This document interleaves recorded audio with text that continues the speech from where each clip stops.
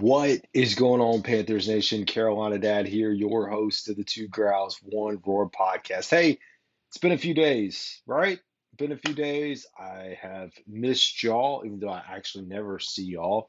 We are wrapping up the March Madness Challenge tonight, Purdue and UConn. So there is a tiebreaker. I think there's like three folks competing for the championship. There is a tiebreaker based off of points. I can't see that. So I guess when the dust settles, whoever wins, if there is a tie, again, will be based off of that. But here we go, folks. We are here to talk about the Derrick Brown contract. Massive contract. I put out a very short video. What was that? Was it Saturday?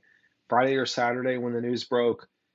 4 years, $96 million with $63 million guaranteed. And a big portion of that, I think, is going to be upfront over like the first 2 years, $40+ million. What does this say about this front office? I think it says a lot of things. It says, hey, number one, we mean business. We're going to secure and lock down the best player on the defensive side of the ball. Derrick Brown, who set the record for tackles in a single season by defensive linemen, although maybe you don't want him to have that as a stat, but hey, guess what? That's just how involved he is on the defense. Tackles, tackles, tackles, run stopper. So it says that, hey, we're serious. Number two, it says we're not going to repeat history, whether it was McCaffrey, whether it was DJ Moore, whether it was Brian Burns. And again, I know there are different situations. I know McCaffrey got paid. I know DJ Moore got paid. I know Brian Burns did not get paid. But we've seen all three of those key pieces, key chess pieces to this team get shipped away.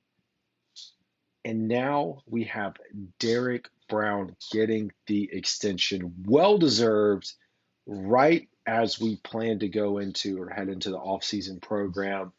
You don't have to worry about it going into training camp, going into later this year, thinking about, okay, he's going to be on the fifth-year option. We're going to hear about that day after day after day.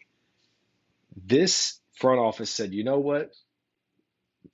I know it's not that different than, what it was with Fitter, but they are making every single decision and doing things in a way that says, hey, yeah, maybe we're going to have some competitive football here. But I love this. I love this signing. I'm glad Derrick Brown is back. I think when you look at this defense, he is the centerpiece of it now. And he's going to be the foundation to help us build year over year. Again, we look at the pairings that have happened in the offseason, what he's being surrounded with, the coaching that we know Ejiro Evero can do. And I like what I'm seeing there. So congrats to Derrick Brown. Great contract.